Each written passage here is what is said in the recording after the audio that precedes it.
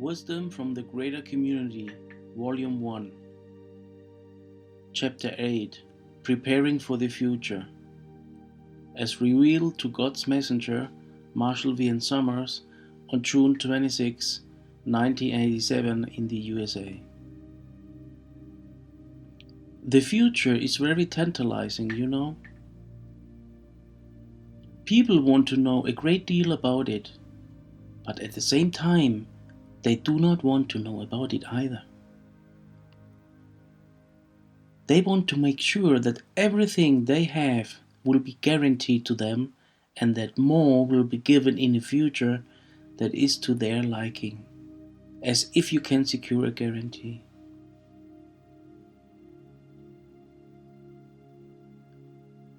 Your future draws you away from the present. If the present seems secure, there is no guarantee the future will be. So you think you must secure the future to assure the present.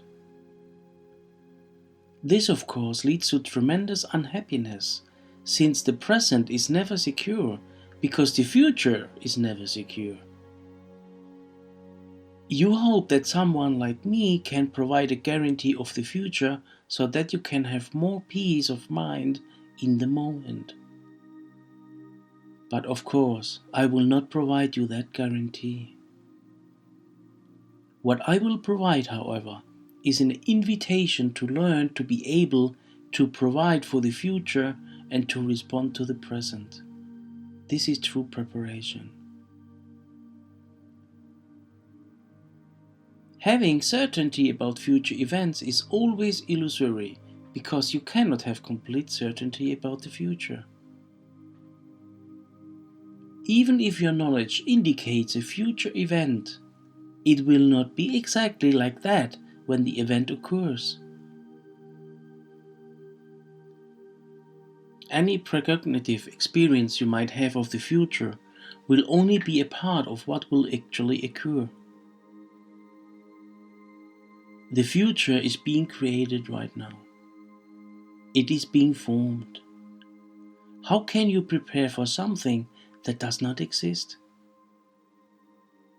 How can you secure that which is not yet manifest? Life is always preparing for the future. You cannot take the other position and say, "There is no future. I shall live completely in the moment without concern." This seems like a tremendous relief from the terrible anxiety that hangs over you. If the moment is absolutely adequate and there is no future to be concerned with, true happiness does seem to be possible. This is very tantalizing, but it is not complete for some very important reasons.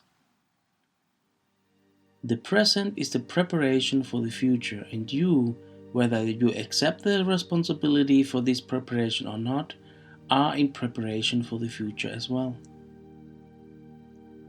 This time will lead to the next time and will prepare it. So it is a matter of whether you want to be responsible for preparing for the future or not. If you are irresponsible, the future will terrify you because it will overwhelm you, shock you and deprive you, and you will not be prepared for it.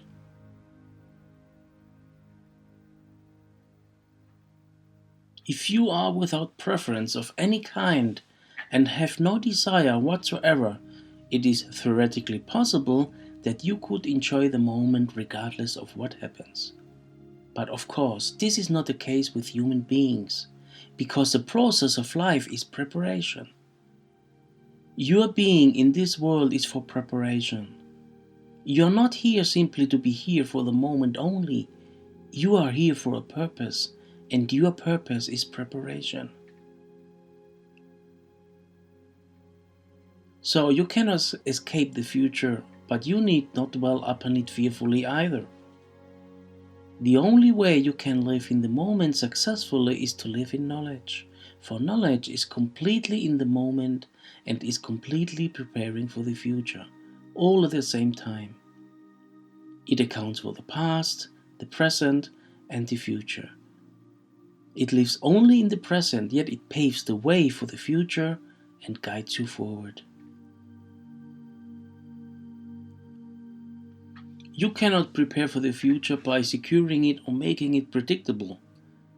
It will never be predictable if you attempt to make it so. Your life will become very dull and empty. Your need for comfort and your desire for reprieve against your own fear cannot be accomplished by eliminating all possible change from your life. Your greatest concern is that you will not accomplish what you came here to do. If you truly examined your mind and undertook the reclamation of knowledge, you would realize that this is your greatest concern. There is nothing the world could do to you that would be a greater concern, because you are only here for a little bit of time, and whatever the world could do to you would only be for brief moments in your great span of life. But not fulfilling your destiny here leads to disappointment and requires your return. This is more uncomfortable in the long term. Once knowledge has been recognized within your own life, you will see that your drive and your desire to fulfill it are stronger than anything else. Eventually, this will overcome your need for safety and security, your need to have a predictable future, and your need to have all the things that you feel are absolutely vital for your happiness. There will only be this desire to express and complete your purpose. That is when your life will be uniform and when you will have true power.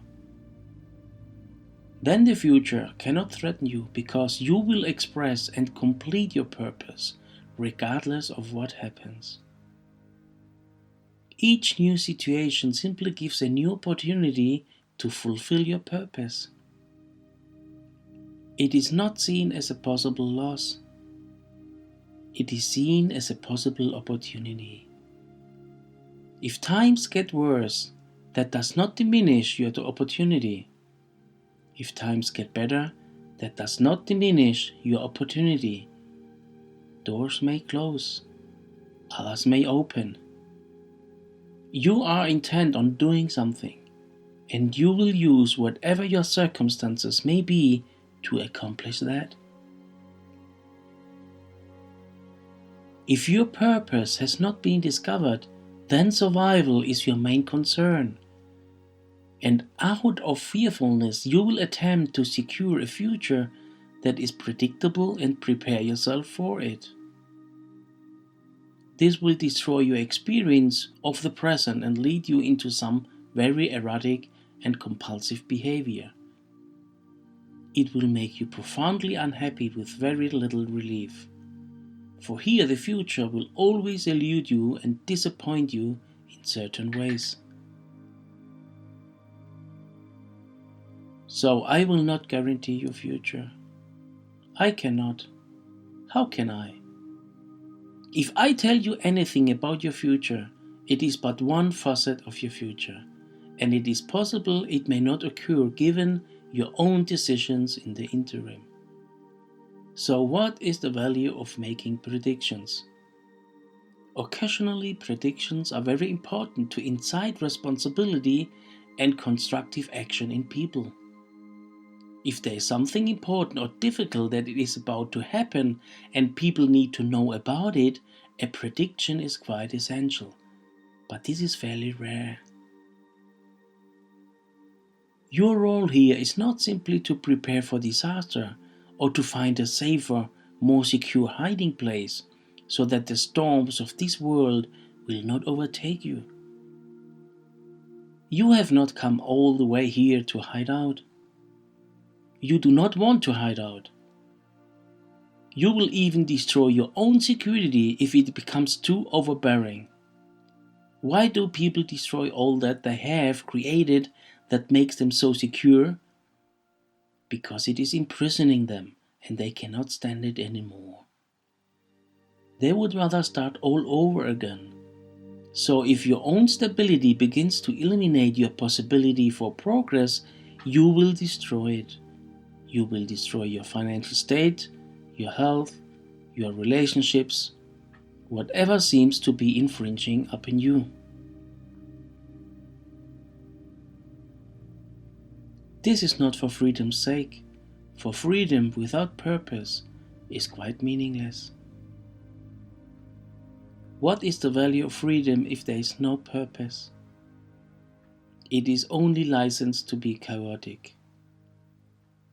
But the true meaning of freedom is so that the true purpose may continue to be discovered and expressed. To have this freedom, you must learn to live in knowledge and to use knowledge. If you do not use knowledge, you will only have your thoughts to guide you, and they are remarkably chaotic. They are so temporary, sporadic, and conflicted that they make a very poor guide for you. Therefore, you must learn how to prepare for the future, since you are preparing anyway, like it or not. That is the great thing about life. It is the way it is.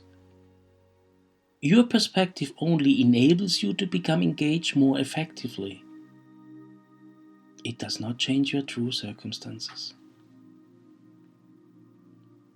This gets very confusing for advancing students of knowledge, because they thought they were here to make the world a perfect place, or at least a better place. But now they are not so sure.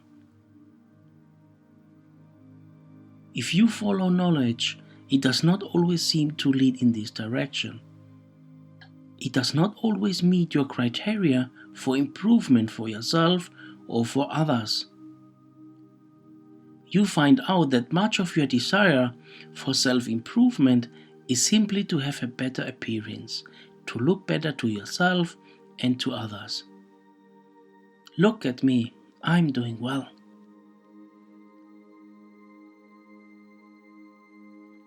When you follow knowledge, it does not have this emphasis, yet it breathes life into you increasingly until you are filled with life.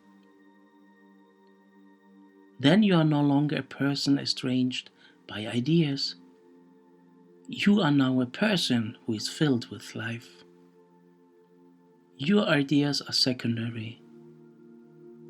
You will have them because you have a mind that thinks, but it is the spiritual presence around you and with you that will influence people.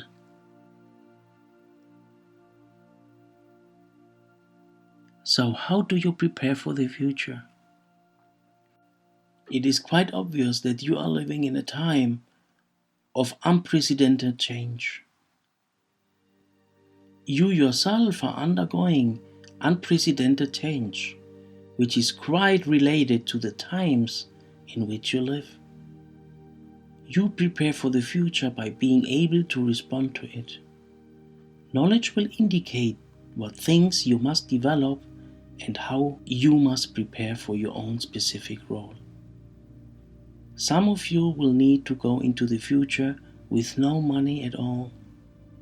Others will need to go into the future with a great deal. Given a human value system, this seems very inconsistent, yet it is related to what you are meant to do. Some people will never undertake their purpose if their hands are full of money. Others will never undertake their purpose if their hands are empty. Who can say? Who can determine what will give each person the best opportunity? If you give people lots of money, they fall apart. If you take money away from people, they fall apart. There is no social ethic or moral philosophy that can account for the evolution of life. Life is not about these things, yet it can be profoundly experienced. In fact, it is the only thing that can be profoundly experienced. Can you profoundly experience an idea? If you experience an idea profoundly, there is no more idea. You have evaporated it because ideas are not experience, though they may lead to experience. Your preparation is to be able to respond to the future and to what the preparation is at this moment. You have been given the blueprint for your own development. It is within you. You cannot cultivate it alone because a major part of your advancement is realizing you are not alone and that you are part of a greater community. You cannot say, "Give me the blueprint and I will carry it out," because you see, you only have part of the blueprint. Your teachers have part of the blueprint. People in your life have part of the blueprint. People you have not even met yet have part of the blueprint. Therefore, do not be idealistic and say, "Tell me the plan and I will go forward. Tell me who I will be and I will prepare now."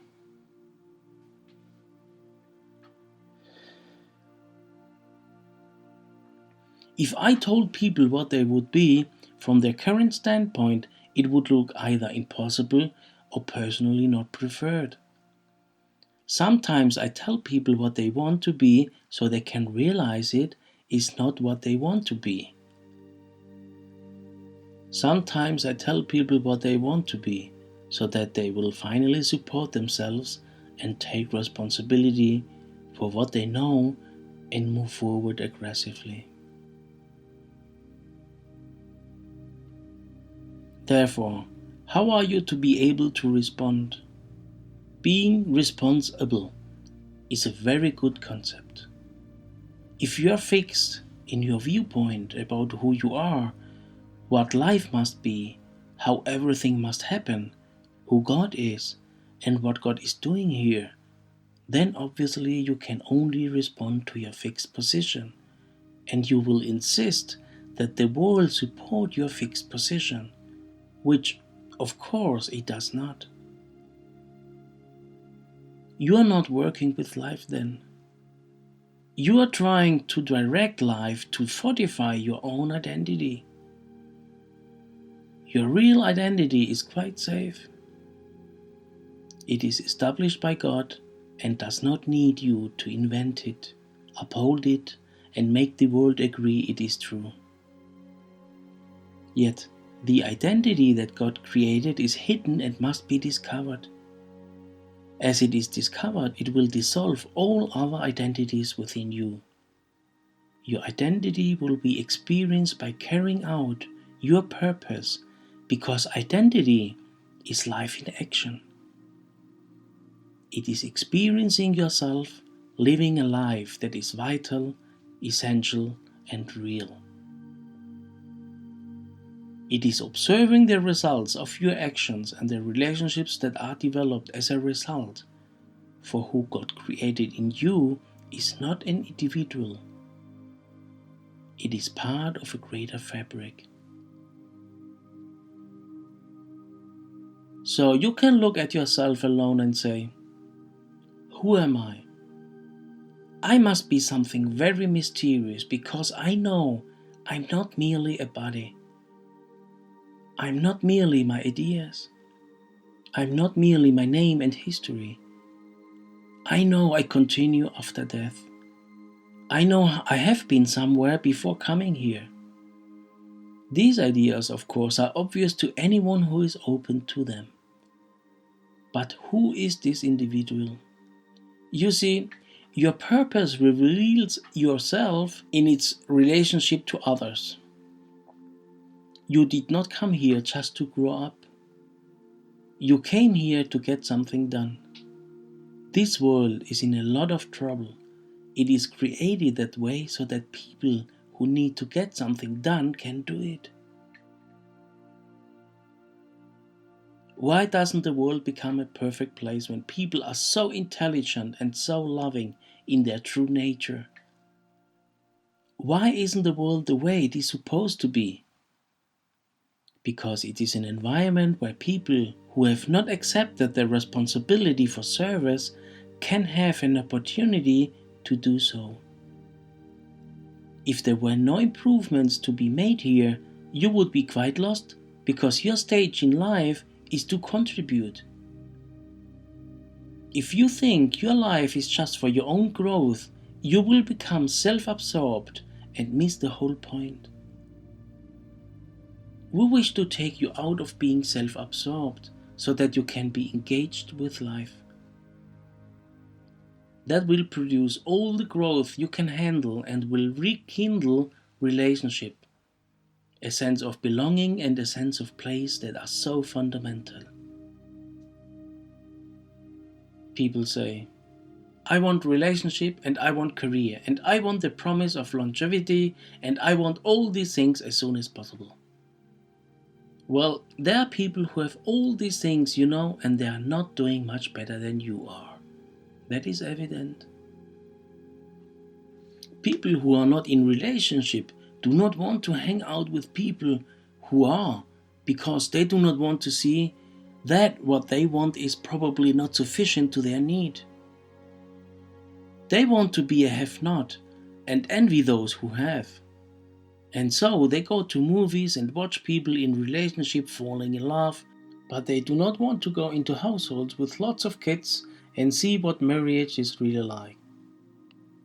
Relationship is very important, of course, but even it is not the primary thing. If you go into the future wanting relationship so desperately, just give me a relationship, that's all I want, you are at great risk of disappointment. You are not coming from knowledge now. When you are with knowledge, you will understand the future, because the future is to bring forth your knowledge. Times may get worse. That is okay. It brings forth knowledge. Times may get better. That is okay. It brings forth knowledge.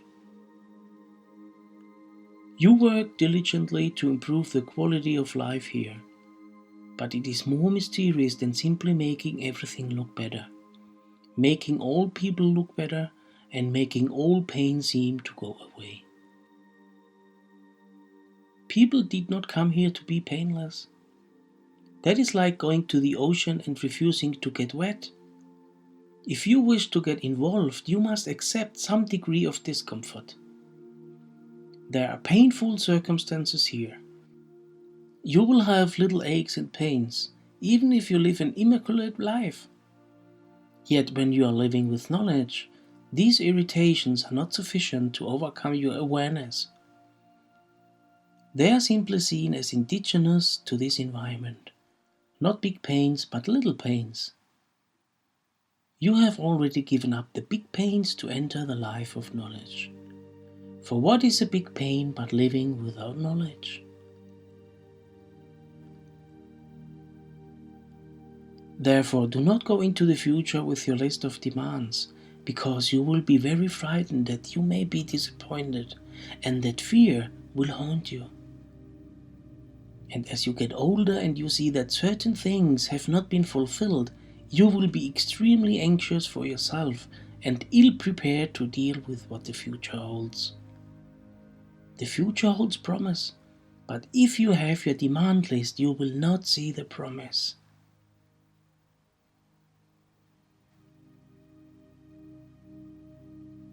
How do you prepare to be able to respond? By developing knowledge in the moment now. There is so much for you to do with knowledge right now. It does not mean that you know who you are or what you will be 20 years from now, or that the future is secure, or that your identity is fully established, or that you will have all the things that you have ever wanted.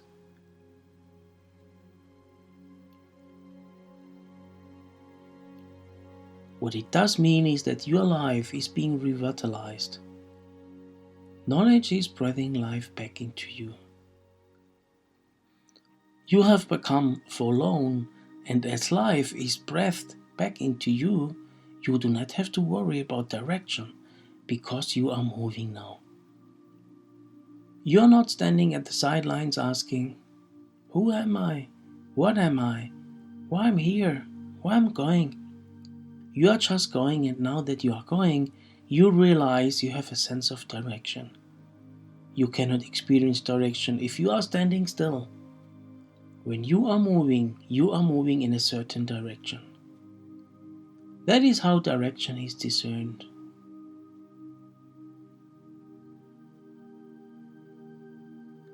When you begin preparing in steps to knowledge, we want to get you moving.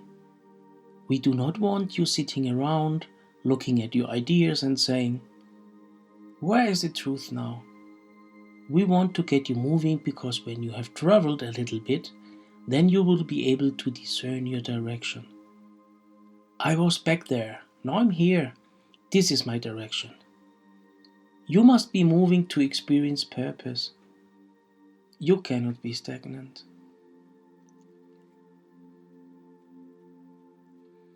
Therefore, I don't say, don't worry about the future. If you are not with knowledge, all you can do with the future is worry about it.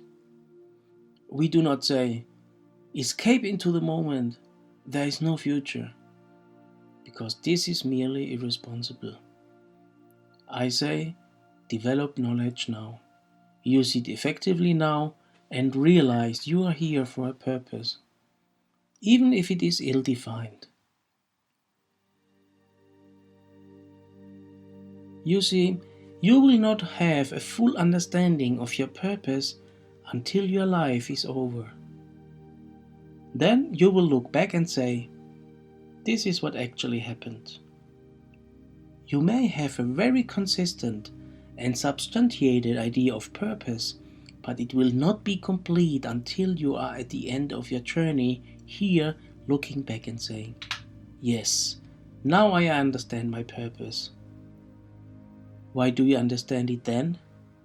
Because it has brought you to the juncture between this life and your spiritual family that awaits you beyond this life. You cannot have a full sense of purpose while you are in the world because this is only half the picture. The other half is on the other side of the veil. Therefore, do not spend your life seeking for definitions. To understand half the story of your purpose is to be a person of remarkable wisdom. To accept the limits of awareness here enables you to have knowledge in the world. Now you are in a position to contribute because your demands are not so great. You are not saying to life, give me a complete definition of who I am. Give me complete satisfaction. Give me complete fulfillment. Give me. You are not standing at the side of the road complaining. You are actually moving now and you can contribute. This is how you realize your gifts. That is why we want to get everyone moving in a meaningful way. With movement comes vitality and a sense of direction.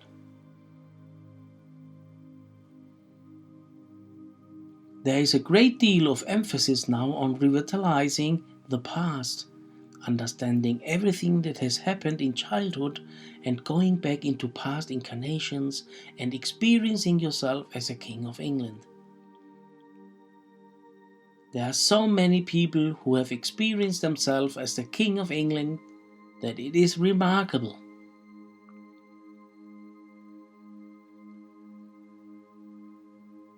There are times when your past lives must be re-experienced, but you do not need to seek them out. They simply arise. There is a wave of emotion and then it is gone. It is the emotion that needs to be released. It does not matter what you did before. It is over. Likewise, only in rare cases do people need to resurrect their early years so that they can release their emotion so that they may come back into present time.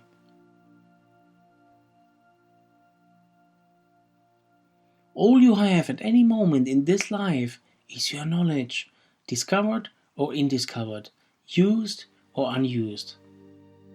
Therefore, you must look to the moment no matter what your difficulties or obstructions. Take stock of what you are doing that is essential, vital, and real, and what is not, where you are using knowledge and where you are not. This kind of life inventory is essential because you have finally arrived at the beginning place. Before this, you were merely trying to convince yourself that you were better off or worse off than you were before. Now there is no need to convince yourself because you are looking.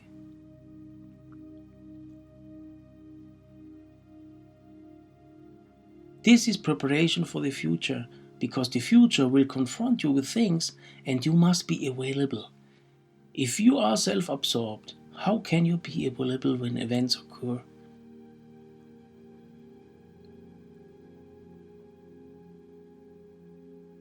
What if there is another earthquake? Many people want to know. When it is going to happen? What difference does it make? The only important thing is how you will be prepared for it. You could say, well, an earthquake is coming to this town. I'm going to move to the next town. So you pack everything, move to the next town and get killed in an automobile accident as soon as you enter the new town. No earthquakes there, but you get wiped out. So much for safety. It is pointless to try to be safe. It is hopeless. Life will get you sooner or later. Being safe as a main emphasis makes you far more vulnerable because you are far less able to deal with change and circumstances. You do not meet them, you avoid them, and so they overtake you. If you are running from life, it will seem to overtake you. If you are running to life, it will embrace you. Then you will be vital in your time in history, and you will leave this world with your accomplishments made. It is this ability to prepare that is your genius because this will engage you meaningfully in every moment while preparing you for the future. Therefore, do not worry about future events. Be current with yourself now and do whatever your knowledge indicates. This is preparation. It is living in the moment in a vital way and preparing for the future in a meaningful way. Then there is a present and a future all together. You have a sense of destiny which indicates the future. You have a sense of purpose which indicates the future. Do not be without a future, or you will simply be lying to yourself. You will have one, like it or not. The future is coming.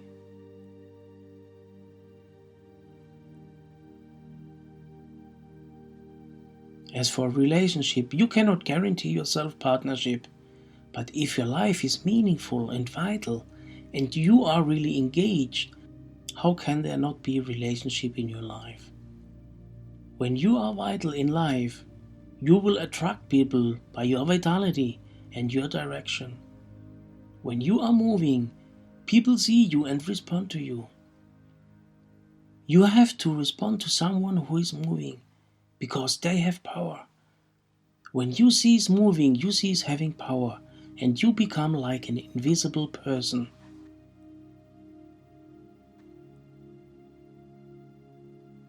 This requires great faith, of course. You cannot experience knowledge at every moment.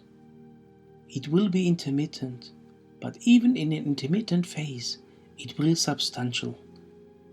Here you must have faith and abide by it.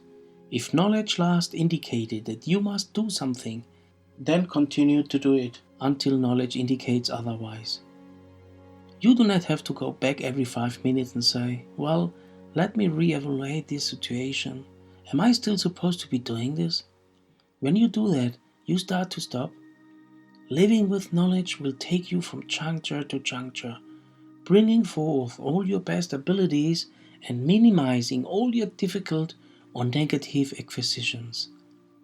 It is knowledge that we always advocate. It is mysterious and profound, yet it is absolutely essential.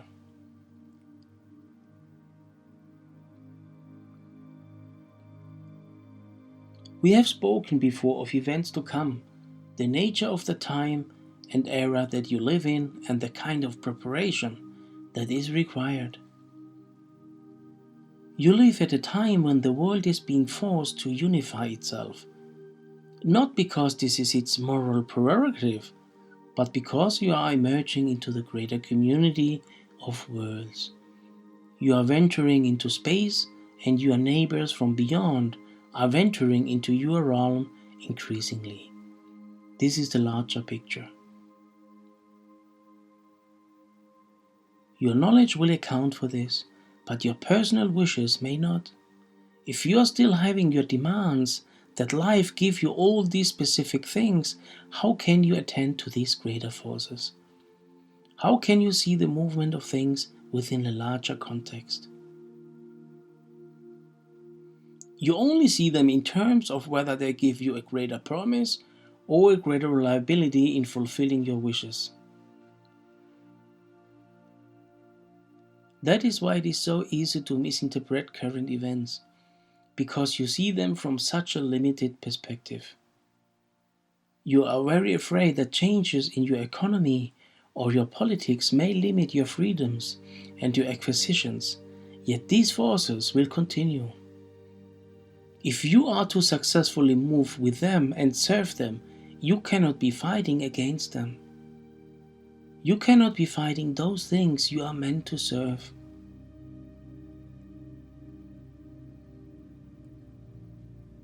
You see, knowing that the world is emerging into the greater community gives you such a greater perspective on events that it allows you to be compassionate with people. It gives you a perspective that is very essential. We say these things because it helps people prepare for the future. Now they can begin to escape their own personal viewpoint that confines their perspective and begin to see things in a larger way.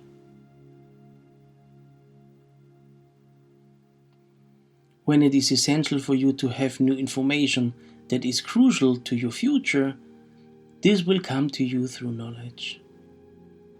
You will end up in places not exactly knowing why. Perhaps you have reasons, but that is not important. What is important is there is something there for you. And tomorrow, if there is something you need that will help prepare you, you will go there. The more that you can respond to this natural inner guidance, the more your life will be vital and meaningful, and you will be very excited, not because everything is wonderful, but because you know you are here to serve a purpose.